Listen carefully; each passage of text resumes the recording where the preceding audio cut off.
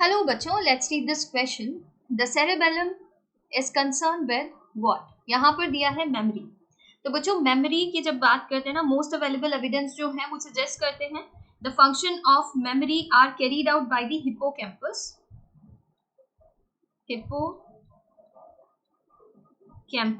and other related structure in the temporal lobe. और ये हम कहाँ पर बात कर रहे हैं? हिप्पोकैम्पस आप कहाँ पर पढ़ते हैं? लिम्बिक सिस्टम में पढ़ते हैं. और यहाँ पर ये सेरेबेलम के लिए इनकरेक्ट हो जाता है. फिर दिया है परसेप्शन.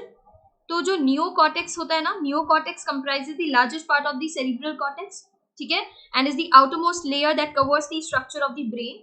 यहाँ पर देखा जाता है जो सेरिब्रम है, ठीक है, सिंपली आप ऐसे समझ सकते हैं, सेरिब्रल कॉर्टेक्स और सेरिब्रम का फंक्शन हो जाता है परसेप्शन. और perception of what? Sensory perception की यहाँ पर बात हो रही है, तो ये इनकरेक्ट हो जाएगा सेरेबेलम के लिए.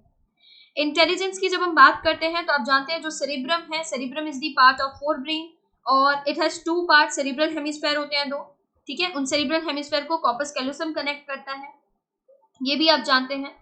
It forms the front, superior and lateral side of the brain. Cerebrum in human brain is the center for intelligence, memory and emotions. तो यहाँ पर ये भी incorrect हो जाता है cerebellum के लिए. Cerebellum का रोल आप पढ़ते हैं बैलेंसिंग में, बॉडी posture को मेंटेन करने में. और आप ये देखते हैं ये बैक ऑफ द ब्रेन है, ठीक है. cerebellum क्या है? Back of the brain. coordinates voluntary muscle movement and helps to maintain posture, balance and equilibrium. Posture, balance and equilibrium.